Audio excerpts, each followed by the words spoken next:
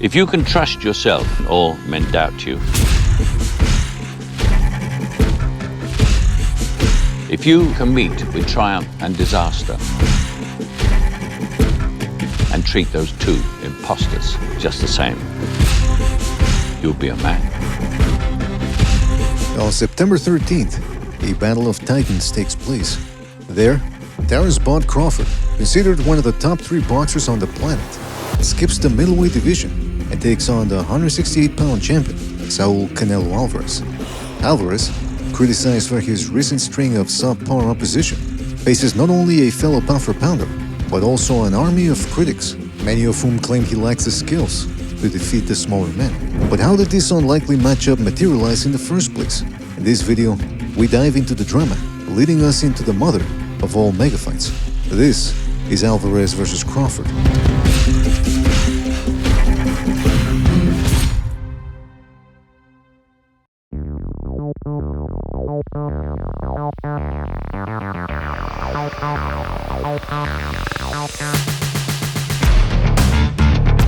On May 2022, Saul Canelo Alvarez was considered the best boxer on the planet. Starting in 2020, the Mexican had consolidated his hold over the super middleweight division, scoring 3 stoppages in 4 bouts. This accomplishment motivated Canelo towards a second light heavyweight campaign. In 2019, Canelo had bypassed the super middleweight division and had toppled one of the best light heavyweights, the power-punching Sergey Kovalev. But his 2022 opponent proved a trickier foe. With an undefeated record, Dmitry Bivol had barely lost any rounds, as he used fast hands and feet to outbox his foes. Canelo started off well, pressuring his opponent and hitting whatever he could. But after a few rounds, Bivol uncorked his combinations, and even Canelo's vaunted defense allowed many shots to slip in. Oh, look at Bivol! Look at him go! Oh my word, Bivol! And Canelo wants more of it! Canelo continued firing, but his sledgehammer one-punch-at-a-time approach failed to inflict the desired damage. I think Bivol is really pulling it off here. The CompuBox numbers say it all. It's not just that Bivol is giving us great combinations, but he's stopping Canelo from throwing. And Bivol walked away with a unanimous decision victory.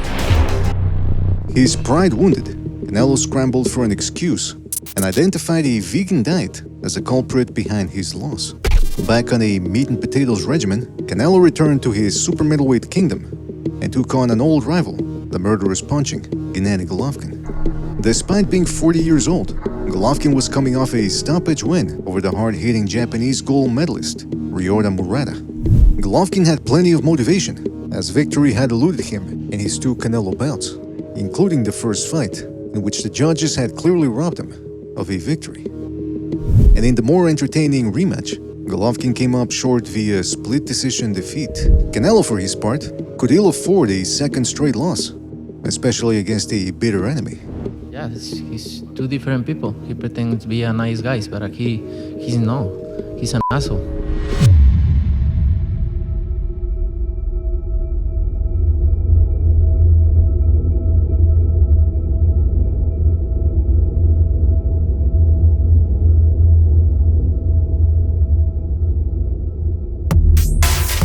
The third bout proved a tactical affair, with Canelo displaying an improved jab. Golovkin had his moments, but Canelo beat him to the punch throughout the bout. Bivol's a puncher, especially when it came to... He's not much of a... Now Canelo steps in. Well, according to CompuBox, Triple G has only landed 6 power punches the whole fight. Golovkin rallied late, but his charge wasn't enough, and Canelo walked away with a unanimous decision victory. Canelo had ended the year with a win, but it would take more to reclaim the pound-for-pound mountain.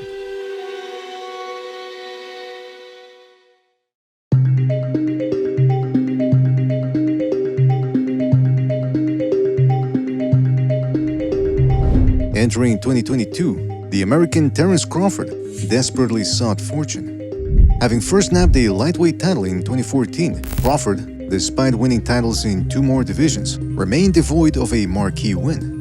In 2018, he moved up to 147 pounds and asked for the best opponent.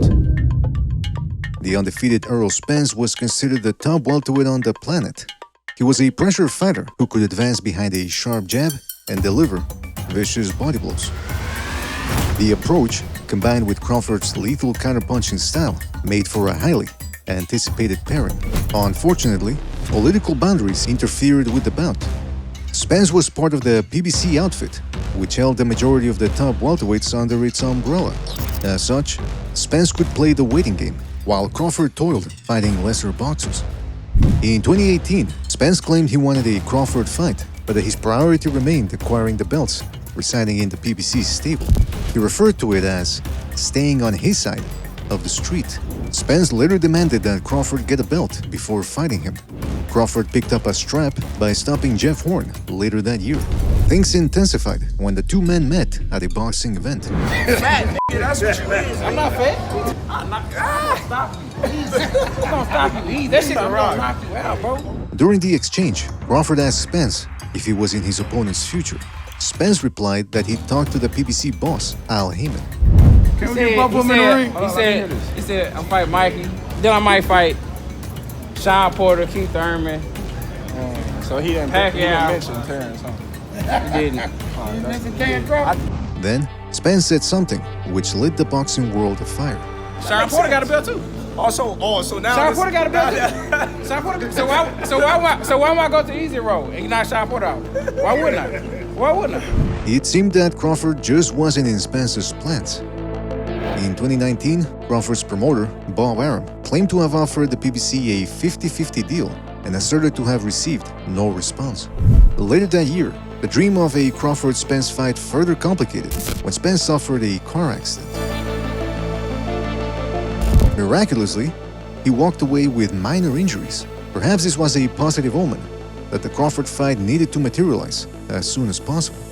In late 2020, Spence returned against Danny Garcia and convincingly decisioned his opponent. Crawford, meanwhile, feasted on lesser names such as Igis Kavalauskas and an emaciated Kell Brook. Crawford stopped both men, but ate his share of shots before bailing himself out via his power. In 2021, Crawford finally secured one of the top welterweights, Sean Porter. Once again, Crawford struggled early before scoring a late TKO victory. This concluded Crawford's tenure under top-ranked promotions, and it did so unceremoniously. After the Porter fight, Crawford lambasted his former outfit right in front of its founder, Bob Arum. I couldn't secure me the Spence fight when I was with him, so how you gonna secure me the Spence fight when I'm not with him? Arum, for his part, claimed he'd lost money on all of Crawford's fights and that the man just wasn't a box office attraction. This only hurt Crawford's leverage in future negotiations with Spence. In 2022, Crawford sued Top Rank for failing to acquire him the major welterweight bouts. He also claimed that Top Rank was racist against Afro-Anglo boxers. Now, Crawford found himself a free agent, fighting a war on two fronts. In the summer of 2022, Crawford and Spence returned to the negotiating table, but several unresolved factors impeded the fight. One of them was that the premium cable network Showtime, which hosted the PBC bouts, had seen its TV dates shrinking with each subsequent year. This followed the PBC trend of being unable to thrive in the many networks on which it had aired. As such, organizing a fight between two medium box office draws who were demanding high-level purses became a problem. With negotiations once again crumbling, Crawford fought David Avanesian late in 2022. Avanesian had recently pulled off an upset against rising prospect Josh Kelly, stopping his foe.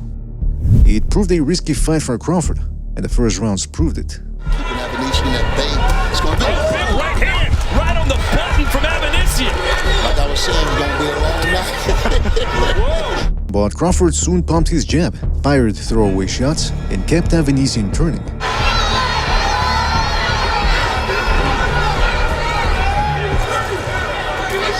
Then Crawford struck.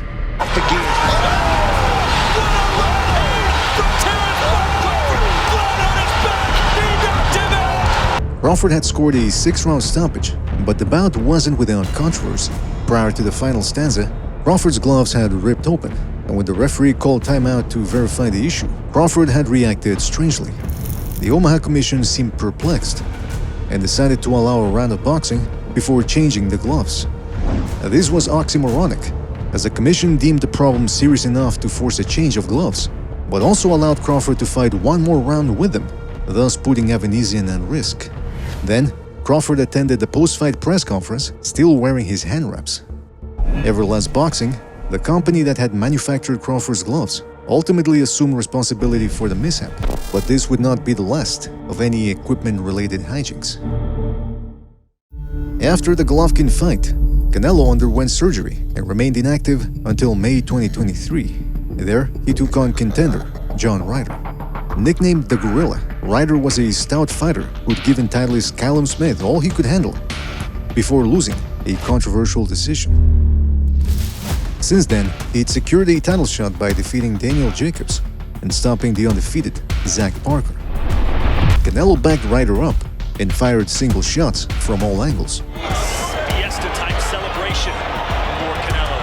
Who's back fighting in Guadalajara. Ryder landed some short shots inside, but they failed to match Canelo's power. And by the fourth round, Ryder was busted up. Things only worsened in the fifth. Chris said earlier. Oh, and a 1-2, and that just sapped all the strength out of John Ryder, and he's down. Canelo continued sledgehammering Ryder. The Brit fired back, but Canelo failed to respect the incoming fire. Right hand again with Canelo and another block in. But even some of the southpaw. Oh, the right hand got Ryder off balance again. But he's still punching with Canelo.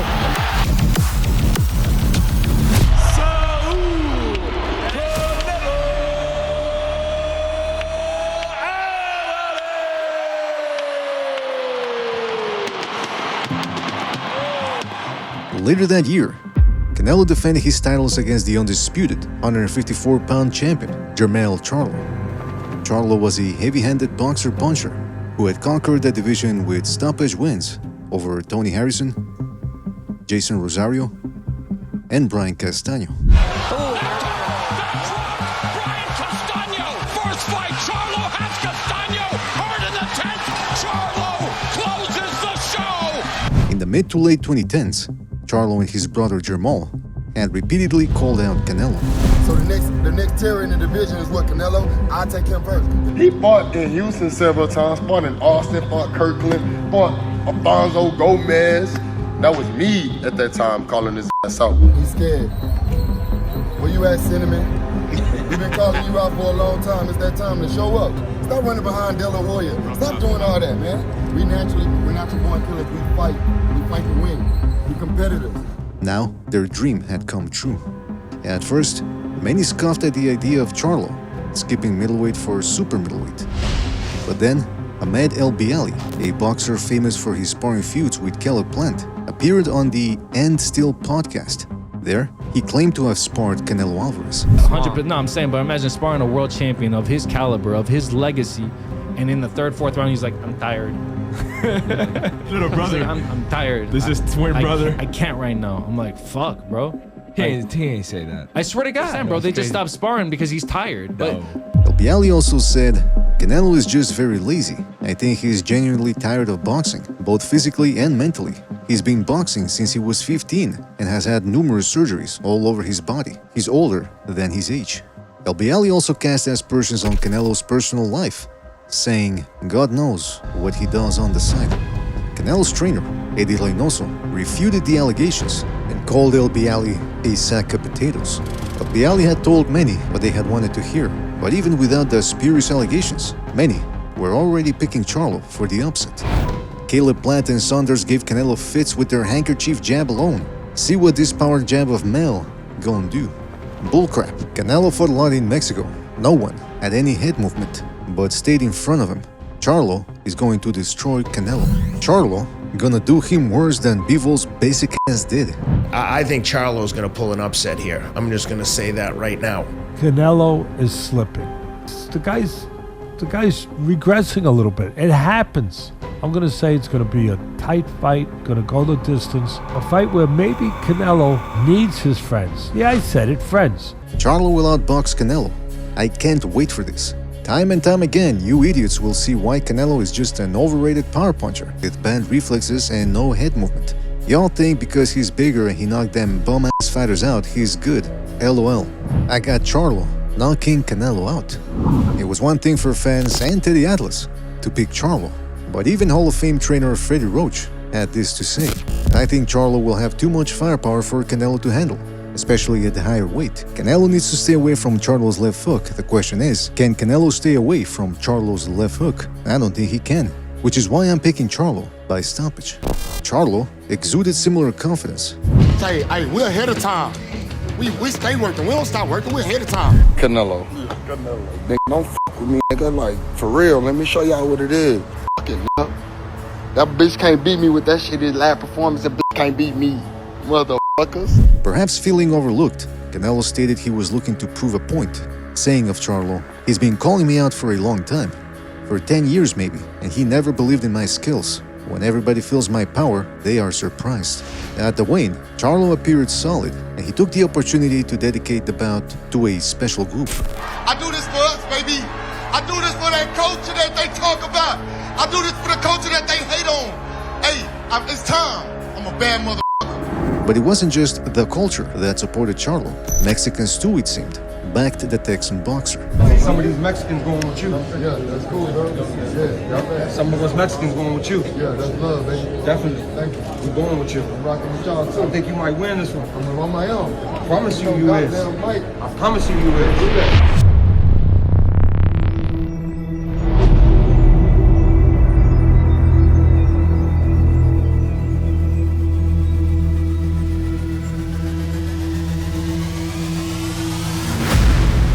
On fight night, Charlo implemented his usual plan, stick and move, in an attempt to run his foe into a big shot. And Canelo trying to cut off the ring against Charlo, who's utilizing the strategy all the experts said he should utilize. Canelo, however, deflected most of the blows and used a variety of shots to hammer Charlo. And there's a right hand, but again, Canelo Occasionally, Charlo landed power shots, but he failed to deter Canelo. I mean, Canelo still motivated despite everything he's earned and wanting to prove a point here tonight. In the 7th, after distracting Charlo with looping shots, Canelo switched the angle. He would just hook his way home.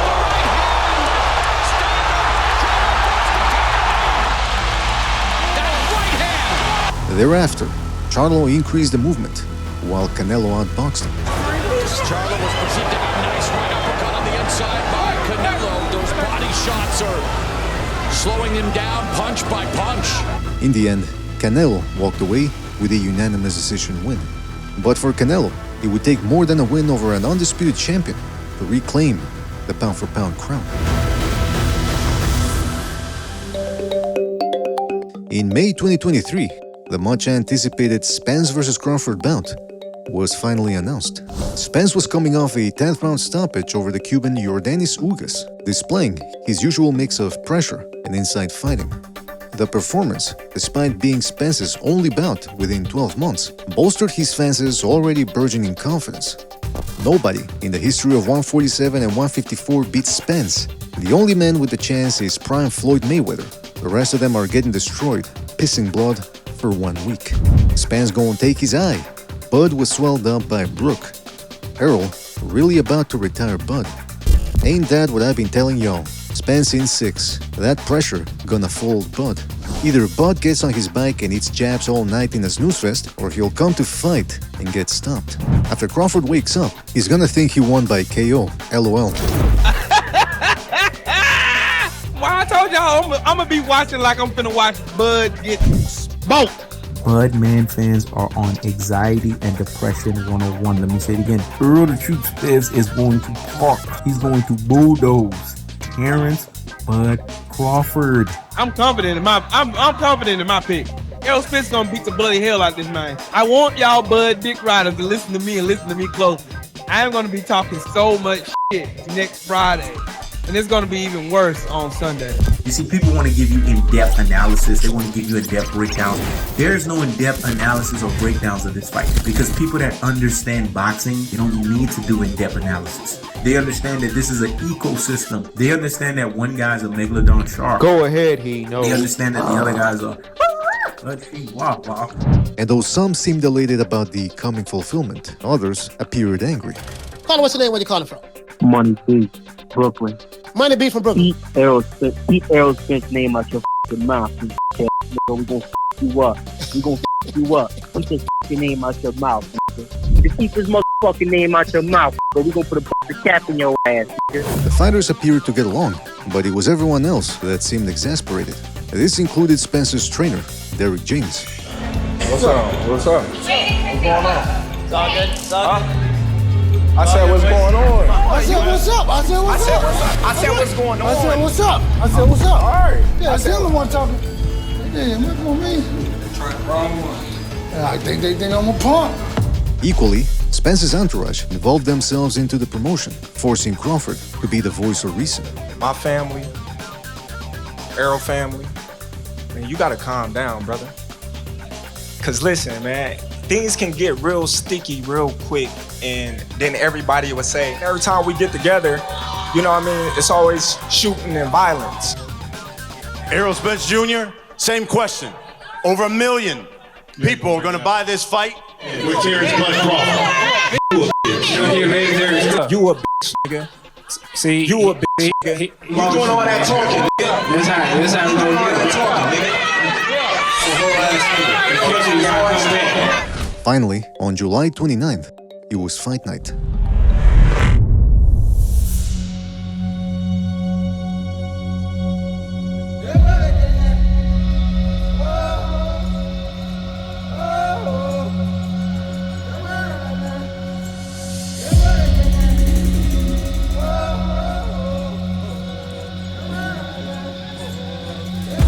The first round started slowly enough. That is until Crawford flashed his shotgun jab.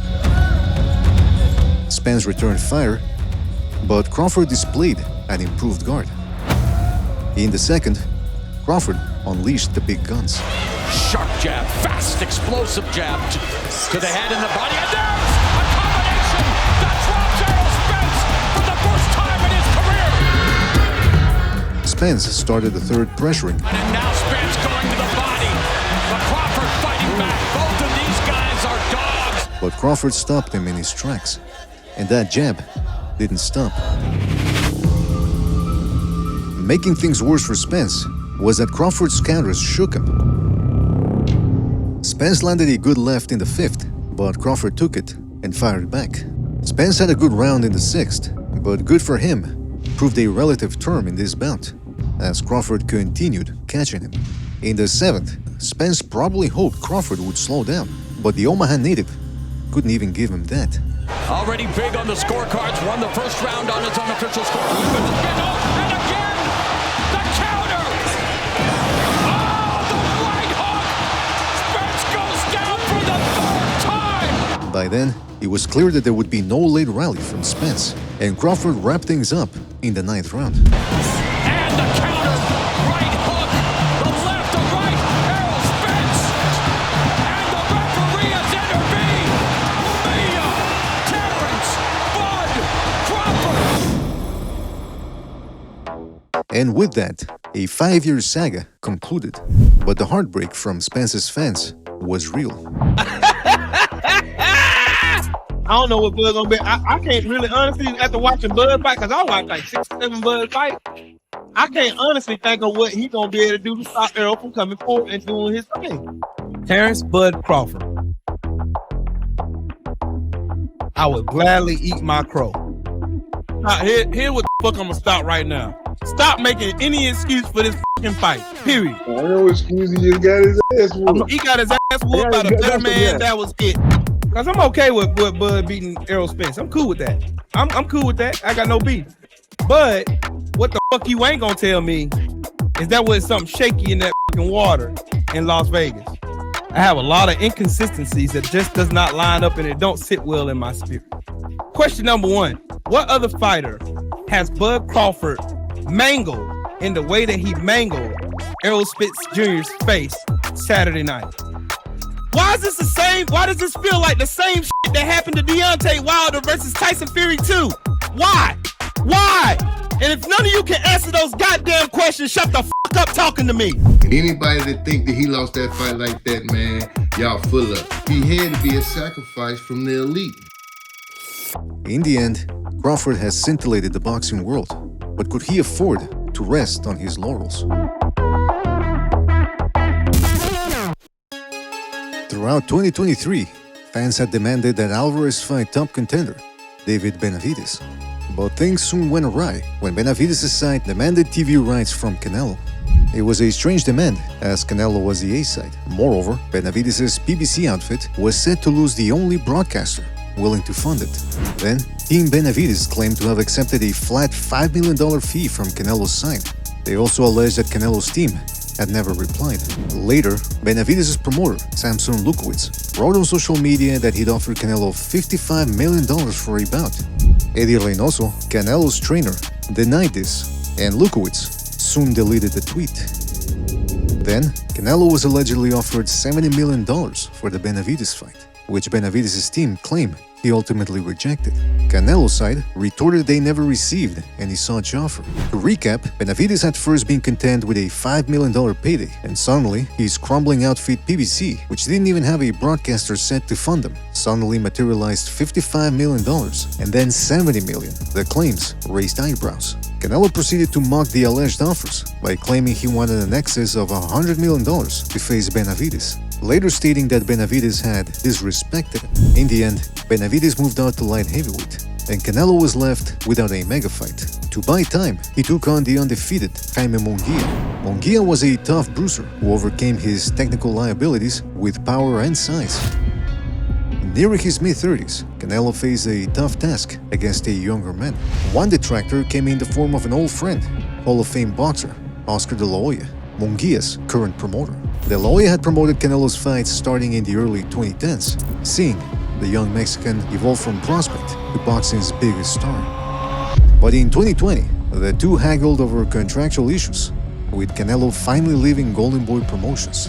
The two would trade barbs throughout the years, with De La Hoya questioning Canelo's skills, saying, "Please, this guy does everything wrong. Head up when he throws hooks, on his heels, flat-footed, what else? Oh, he avoids Jermell Charlo."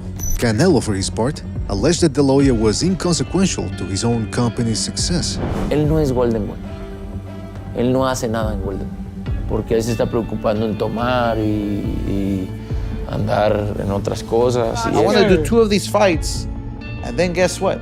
I want to do a real fight with either Floyd or Canelo. Fuck you. Talking all that shit. Knock your ass out. The hostilities resumed for the Munguia fight in 2024. Fact that Golden Boy built Canelo Alvarez, period. So put some fucking respect on it. Tienen que escribirle lo que tiene que decir este pinche maricón, cabrón. Tú lo escribes, ¿qué lo escribes, pendejo? Tú no haces nada, tú no haces nada. Si tú eres un pendejo nomás con la imagen, idiota. Now, Canelo had extra motivation to best 2 foes in one night.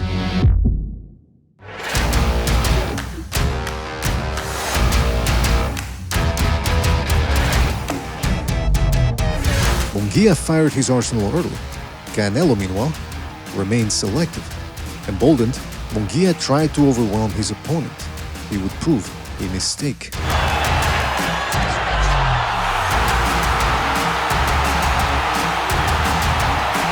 In the 5th, Munguia continued firing, but was a touch more hesitant. Canelo used his sharp defense to avoid the big stuff and replied with accuracy.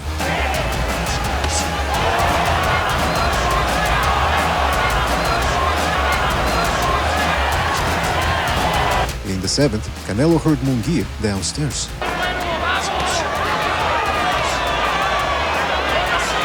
The challenger remained game, but Canelo was too much of everything for him. Throughout the rounds, he stood in front of the bigger man, making him miss and making him pay. In the end, Canelo earned a unanimous decision. Canelo had dropped and dominated another opponent, with the only criticism being that he hadn't stopped Munguia. But now, the question was, which high-caliber foe was available to him in what had grown into a desolate 168-pound division? With few options, Canelo took on the undefeated Puerto Rican, Edgar Berlanga. Berlanga had made his name scoring 16 straight knockouts and earned himself the nickname of First-Round Knockout King. But starting in 2021, Berlanga went the distance 5 times, Making matters worse, he failed to stop Steve Rolls, whom Golovkin had knocked out in 2019. Berlanga also went the distance against Romer Angulo, a man whom David Benavides had stopped in 2020. In 2022, Berlanga left Top Rank Promotions and linked up with Matchroom Promotions, seeking a Canelo payday. He scored 2 straight wins, including a stoppage over Padraig McCrory. Moreover, he was younger and bigger than Canelo, whom many were beginning to describe as being past his peak. And what Berlanga lacked in experience, he tried to make up with erratic behavior. Behavior which he'd shown in the Angulo bout, when he bit his opponent. For the first press conference, he showed up shirtless.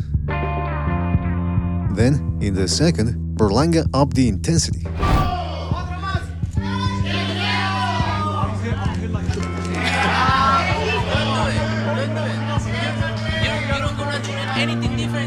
Take it easy. Take it easy, güey. Eight rounds. I'm gonna break everything From in your there, face. I'm gonna break everything in your face. You finish. You're gonna see. I walk with God. See that? I wanna see that. Shut up. Shut up. When I talk, shut up. I don't wanna shut up. What are you gonna do? And then what you gonna do? What you gonna do? But Berlanga wasn't satisfied with just going after Canelo, as he simultaneously engaged with contender Caleb Plant. And we're not gonna end up like that. Fuck nigga over there. I got knocked out. Caleb. Alright. They're both on the same card. Then, the strife devolved into an exchange of vulgar gestures.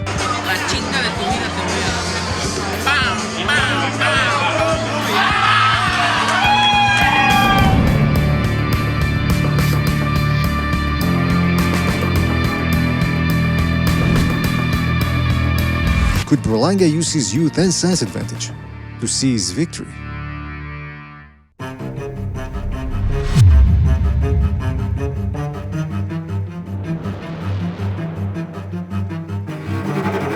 On fight night, Berlanga let his hands go, but he missed by inches. And Canelo backed him up, feinting and throwing shots from all angles. Canelo these days less is more, landing less punches, throwing less punches, but it's accurate and he makes it count. Eventually, he struck gold. Then you have an opportunity to do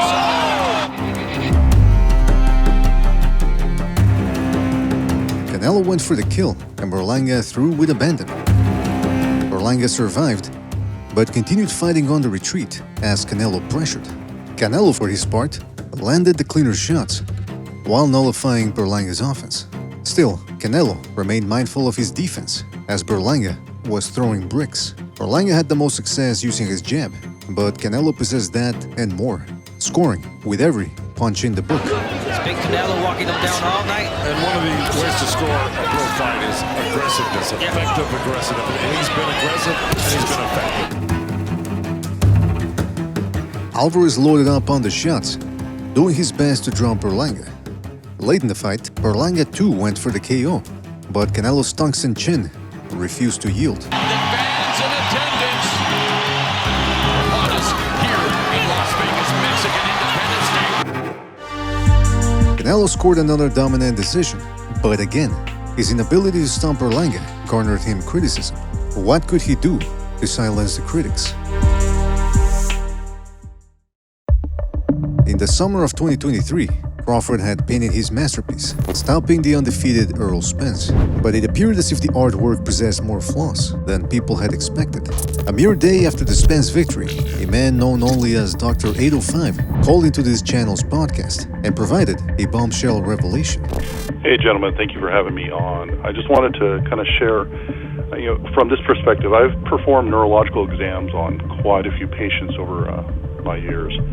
And when you're looking for somebody who's either had head trauma or maybe has had a stroke, even people with dementia, which is another form of neurological damage. So one of the things when you're doing a neurological exam on somebody, you look at, there's like a glassy look to a person's eyes when they have either a concussion or they have advanced stages of dementia. Watch the fight again. And I pointed this out to my wife. Why did that doctor go in the ring? Nobody knew why. There was a reason why he did that. Because at that point, Errol Spence was not so debilitated that it would necessitate a doctor coming into the ring. It's because they knew ahead of time he was compromised. It was difficult to ascertain whether Spence's eyes truly showed neurological deficiencies, but the fact remained that the ringside physician had acted strangely by entering the ring and examining Spence so early into the fight. Did the commission have prior knowledge of Spence's real health status? Moreover, there was the issue of Spence's inactivity after his car accident. One fight in 2020, none in 2021, and only one in May 2022, giving Spence a full year of inactivity prior to the Crawford bout. On top of this, although Spence won the Garcia and Ugas bouts, there were moments in each fight that indicated something was awry with Spence. There, blows knocked out his mouthpiece, causing him to stare and follow the piece down, as if he were a lobotomy patient. Also, there was the issue of Spence's lifestyle catching up to him. The build-up to his fight with Danny Garcia in 2020, Spence admitted a lack of discipline. Especially how focused I am right now. Even the Sean Porter fight, like I had blown up to like 190 or something like that. And then, had to lose it all. Matter of fact, the Mike Garcia fight, the day of the weigh-ins, I had to sit in a sauna for like 2 hours. I didn't sweat. Really? And I had a sauna bag on and everything. And I didn't sweat till like probably an hour to being in the sauna. This was also seen in 2021, when Spence attended a boxing fight and appeared inebriated as a mysterious figure groped his hips. Then, in 2022, a disturbing video showed Spence clearly intoxicated. You wanna go to Dubai, baby? Do you wanna go to Dubai, baby? This was in addition to countless pictures of an overweight Spence prancing around in between training camps. Some people defended the purity of Crawford's win, claiming no one had pointed out Spence's deteriorating faculties until after Crawford had trounced him. In fact, Crawford supporters claimed he had predicted that his win would be discredited, as if that somehow wiped away Spence's numerous liabilities. But in fact, evidence suggests that Crawford may have known of Spence's sordid lifestyle. In late 2022, while Crawford and Spence were still amidst a war of words on social media, Crawford had made a curious comment towards his future foe, saying, "I know why they had to drag this negotiation out. I know and heard from some people close to you what you be doing over there now. Get yourself together and stop doing that shit, and you know what I'm talking about." What could Crawford have been referring to? Was Errol Spence drinking coffee after 5 p.m.? Or was Crawford alluding to something more destructive? Spence, for his part, had initially refused to make any excuses for his defeat. Then, in 2024, Spence chastised critics who called for his retirement, stating, "All that said, you can kill the retirement shit. Yeah, I got my ass beat. It was past due. I didn't live exactly like a boxer for the most part. LOL." Then, in 2025, Spence was even more forthcoming, stating, "Worst thing I did to myself was drinking. If you're an athlete, focus on the end goal. Hopefully, it's a better situation for you and your loved ones." According to the American Medical Society for Sports Medicine, alcohol consumption can harm, among other things, a boxer's recovery, reaction time, balance, and motor skills. In the end, Crawford was blameless for Spence's alleged health issues, but it did make one wonder how good Spence truly was on July 2023. Making matters worse was that Spence had activated his rematch clause late in August 2023. This kept Crawford tied to the PBC, which let the clause lapse until early 2024, thus keeping Crawford inactive. In 2024, the first rumblings of a potential Canelo-Crawford bout percolated. As early as 2023, Crawford had been ambivalent about a Canelo bout, stating, "Canelo fights at 168 pounds. I don't see us fighting. 154 pounds realistically is the highest I can fight at. Those boys get big up there. I'm not a person to toot my own horn too loud to be able to say I can beat the world. I think 154 is my max." But with time, Crawford began changing his tune. That's the mega fight, that's the money fight, that's the only thing that makes sense for Terrence Crawford. Well, catch weight. You can do something out of catch weight. What weight you think?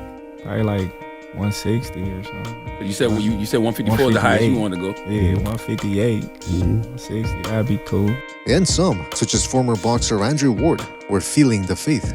I'm going with Terrence Crawford, but somebody's got to prove to me that they can break Terrence Crawford's will and that he can't figure it out against you.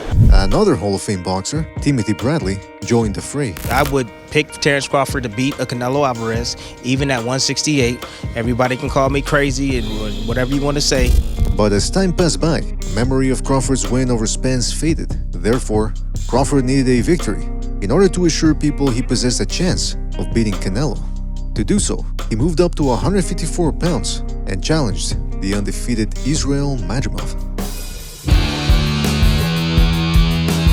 Hailing from Uzbekistan, Madrimov had less than 20 pro bouts, but possessed good wins over solid opposition, such as Michel Soro and the undefeated Magomed Kurbanov. Despite Madrimov being a two-handed puncher with solid skills, few gave him a chance to hear the final bell, let alone win. Eddie Hearn, Madrimov's promoter, was confident in his charge, much to Crawford's chagrin. You're very nervous today. I don't know what's wrong with you. Your energy's all off. We gonna all pummel you. I don't give a fuck. Despite having spent the majority of his career in the lower weight divisions, Crawford was actually heavier than Madrimov on fight night. Stranger still were Crawford's gloves. Prior to the bout, Crawford's team cited an unknown cause as their objection to Madrimov's gloves. Whatever the reason behind Team Crawford's objection, the California Commission allowed Madrimov to use his brand of gloves. Crawford's team then decided to use the same brand in order to remain consistent. But then, Crawford's gloves ripped at the seams. For the second time, the outer lining of Crawford's gloves had suddenly crumbled. Many fans and media members, however, refused to address it. The fight went on.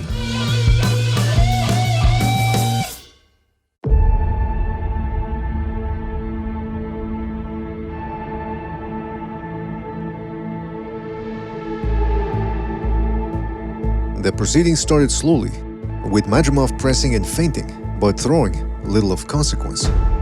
Crawford jabbed, while Madrimov continued probing. But as the fight progressed, Madrimov showed he could go punch for punch with Crawford. Warmed up, Madrimov unleashed his offense and connected flush. Madrimov starting to get a little bolder in his attack, starting to lead with those right hands. Two very, very good fighters, two very good counter-punchers. Midway through the bout, Crawford invested to the body, hoping to slow the younger man. Force coming forward from Madrimov as well. Another good lead right to the body from Crawford. Good work. That body shot again from Crawford. The fight was close, and Crawford displayed some frustration by repeatedly sticking his tongue out after eating shots. Good work with that right hand, and again, three beautiful straight right hands. By the 10th round, both men's bruised faces displayed the battle's intensity. Madrimov's inexperience cost him during the championship rounds as he began to clinch. Still, Madrimov continued landing. Crawford tried ending matters with his vaunted power, but Madrimov fought back. Those hooks are doing damage. You can see the eye. Oh, he comes back with a right hand though, Madrimov.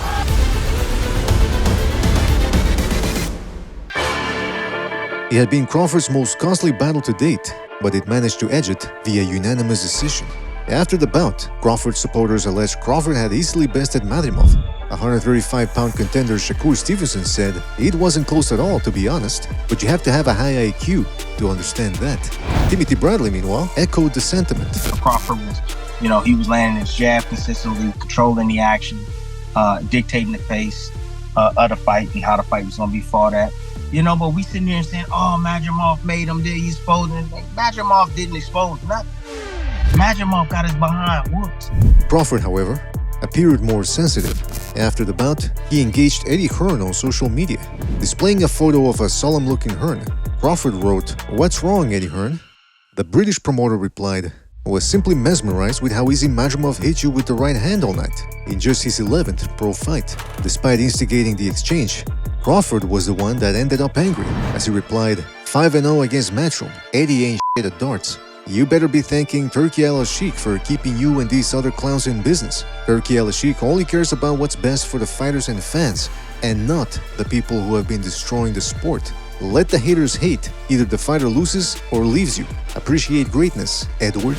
Crawford accused Hearn of needing Turki Al-Sheikh's money, but the comment proved ironic, as the amount of pay-per-view buys for the Madrimov fight proved abysmal. Equally, Crawford had failed to sell out the venue, despite a packed undercard. His lack of star appeal was further underscored during an Ultimate Fighting Championship appearance, where he was mistaken for rapper Kendrick Lamar. Things hadn't changed much since 2021, when Arum had accused Crawford's events of losing him money. Despite Crawford's accomplishments, the average person still failed to know his name. To remedy that, he would have to undertake one of boxing's biggest risks.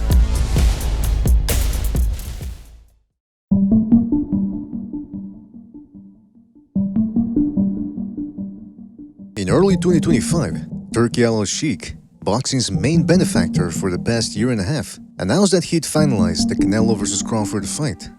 Surprisingly, the bout would not air on the standard pay-per-view broadcast or on any of the major boxing networks.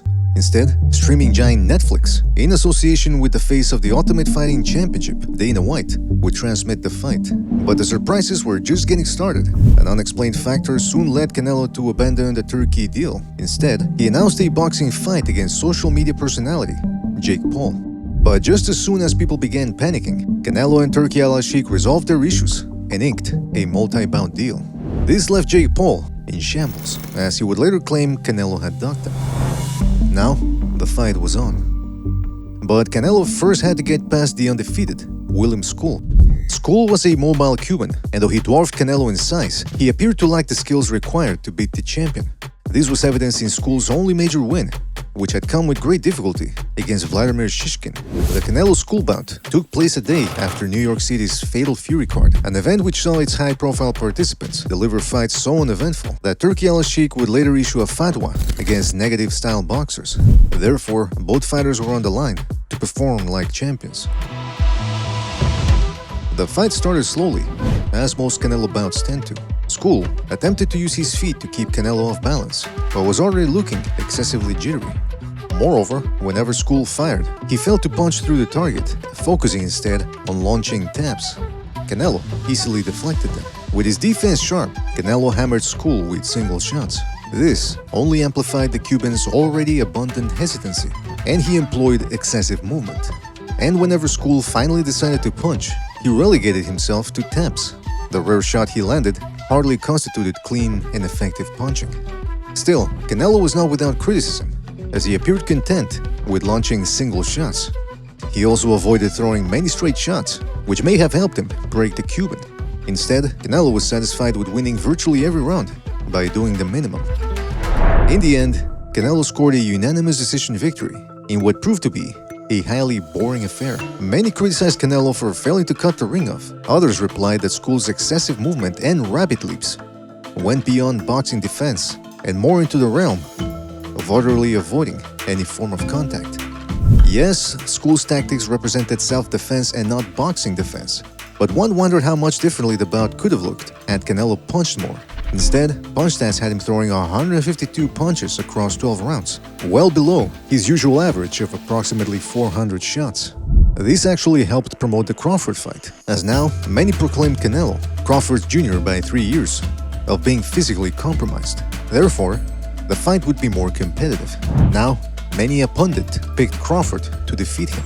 I'm one of the people that thinks Crawford is very, very special. I'm not saying Canelo's not, but I think he's special in a different way, where he's got instincts that not everyone has, the X factors to do. And I can't wait. I can't wait to see a smaller guy use those intangibles, use those X factors to beat a bigger guy. That's what Crawford gonna do. He gonna outbox Canelo. He ain't gonna stop him. He just gonna beat him up. Bing, bing, bing, bing, bing. A lot of people are changing their opinion. I always said it. I always said I like Crawford. What makes him so special? Oh man, I don't think you got enough time in the interview. A very fast processing mind. He can seem to adjust to anything. Probably can't even explain how he adjusts to everything. With the fight set, Turki Al-Sheikh was adamant about both fighters giving it their best. I hate Tom and Jerry's kinds of boxing. I am sure they will deliver for me smashing face and blood, and this is the boxing. The two boxers, meanwhile, engaged in mild banter. For sure, them belts coming with me. They coming home with me. I'm telling you right You now. can see it, but it's gonna be. It's gonna be difficult. You take it till you go. I'm taking them. It ain't nothing you gonna be able to do about it. Come fight me. I see you. You see I'm different. I see you too. You see I'm different than all the other ones. No, I see you. No, you don't look different. You're nothing different. I'm different. This came on the heels of a photos release which showed Turki Al-Sheikh, Canelo and Crawford enjoying dinner together. Oscar De La Hoya was unimpressed. No boxing fan wants to see two two fighters having dinner together. Meanwhile, others claim Crawford had looked nervous during his face-off with Canelo. During the second press conference, Crawford brought a new demeanor. I'm hunting him. I'm hunting everything that he got. The only running that I'm gonna be doing is running upside his head.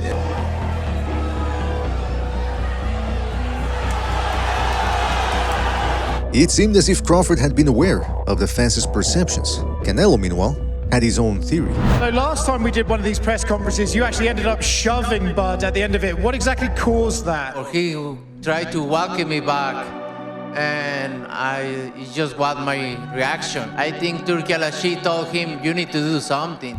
And sure enough, Crawford denied Canelo's theory, but admitted he'd heard about the claims of him being scared. Turkey didn't ask me to do nothing. I didn't touch him.